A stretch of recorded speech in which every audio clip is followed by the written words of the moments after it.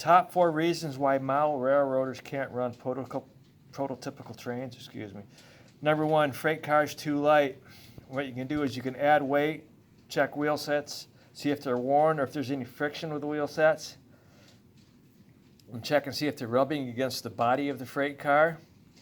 2, DPUs perform differently. What can you do? You can try to match the speed curves. It's difficult when you're using different models and different decoders. So you try to use the same decoders and the same models for your DPUs, and it depends on where you put your DPU. I currently have 2 trains running right now.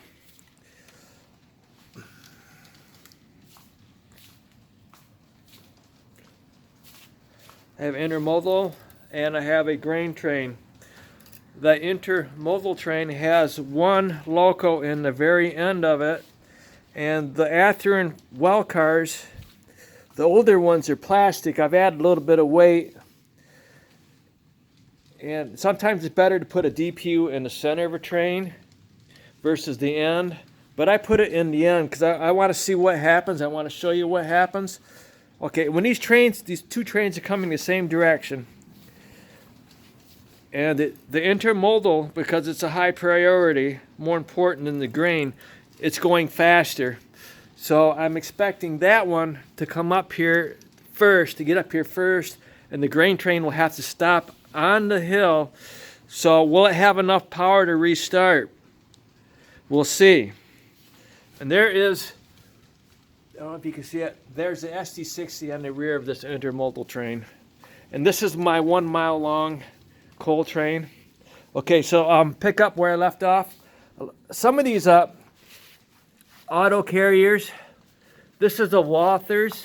This is not articulated. This is just a single car. This works better than this Atlas articulated. The rubber's too thick, and it causes it to bind when it's going over turnouts and stuff like that.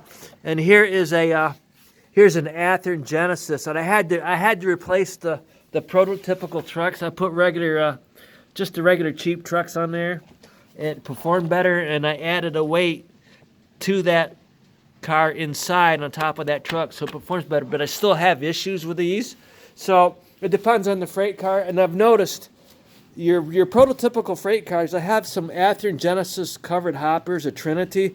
Those don't work very well, okay? And I have some Intermountain freight cars here, covered hoppers, and I've had to put a washer between the car and the truck because the wheels are rubbing against the freight car, of the airlines on the freight car, and it didn't work very well. But after I put those washers in there, those metal washers, they work better. So the more expensive cars work better, or don't work better than the cheaper ones. The more expensive cars, you have to work on them to make them work as good as the cheap ones. Okay, so again, it depends on where your DPU is located. Try to put it in the center. Whoops, I have an issue already. I'm going to pause. I just had a freak accident. I have some used containers, and they are worn out. People put them on the surface, and they move them around, and they wear out the pins on them. One way or the other, they wear out the pins. This one came off, and it came off, and it slid up against the covered hopper and caused the covered hopper to tip over, but I quickly fixed it. So I don't consider that a big issue. I just need to, I don't want to glue them together, but anyway, it's just a freak accident. Okay, then the other thing is track issues. You got to spend a lot of time putting down your track properly, and you got to spend a lot of time checking it. If you have derailments in a certain area with certain cars, I spent an hour several times in certain areas trying to figure out what's going on. One rail may be lower than the other. There may be a hump. You just got to spend time, make your track better. Okay, and you got to make your track clean because, like if they're going uphill and you have a dirty track, your locos are going to jerk back and forth, and it's going to cause your train to jerk around, and you may end up string lining or pulling a car off track. See, having a little bit issue right there. So, perfect example right there. Okay, and I like to run more locos on a consistent. I don't use the keep alive. I don't want to put a capacitor. I don't have room for a capacitor, and I don't want to overload my wiring in my locomotive, so I don't use keep alive. I just try to have a clean track, and I used a lot of locomotives. The more you have, and I don't run dummies either. The more you have in a consist, the more likely it's going to maintain the speed. Okay, so we're coming up with that grain train over there. I got to keep an eye out while I do this video. So you spend more time cleaning your track, clean your track, fix the issues, and adjust the turnouts. A lot of these turnouts here, I'll take a track saw and I'll put a groove in there, so when it goes up against that track, it'll fill into that groove. But sometimes I take a needle nose pliers and I'll bend that over. Oops, if I can see that. You bend over the very corner, the tip of that. Bend it over just a little so it catches the wheel. Okay, so you want to check your turnouts. If you have issues over turnout, you need to adjust it. Okay, and then the last, grades and curves. Grades and curves are going to cause friction. The curves cause friction on the wheels and cause your freight cars to want to pull back on the rest of the train. And then grades, of course, because of gravity, it'll pull back on your train. So you may string line up front. So you want to keep your heavy cars up front. You want to keep your grades to a minimum, and you want to have your curves as wide as you can. You want a wide radius. Okay, and that's what I've done over here. I'll show you real quick. Right here, I added a piece here to make this curve wider. Okay. And I didn't start my grade until I got past this turnout. All right, we're getting close to having an issue right here. I'm going to have to stop that train or else I'm going to make a big fool of myself. And I got my cab down to just two locos. Okay, we're getting close over there. I'll go ahead and stop it now. Okay, that's why it's hard to do a video and maintain control of several trains at once. Hey, I'm very happy with my DPU, distributed power unit, on the back of this train. It worked really well. I do believe I have a train control systems decoder in there. And let me show you what's going on with these decoders. When I started model railroading 20 years ago and I did DCC, I have the DCC or DCE North, what is it? I forget now. North Coast, whatever it is, I forgot.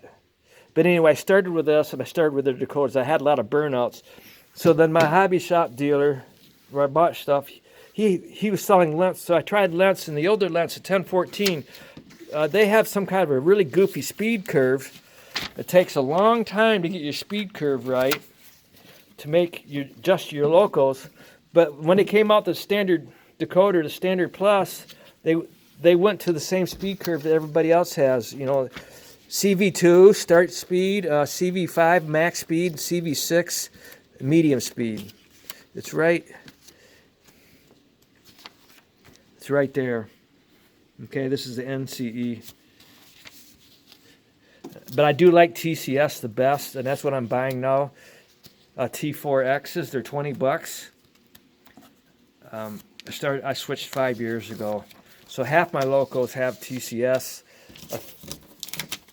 and probably 10% have the NCE, and then 40% have the lengths. But TCS has that standard speed curve, and it works really well. Okay, we're coming up here, and I'm really happy with this.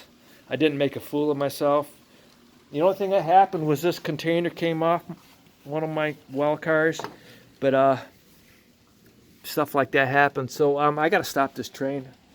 Just let me. I don't have an empty track in the area. Well, I do have one, but anyway, we'll stop the train. All right, here we go. Okay, so that's it.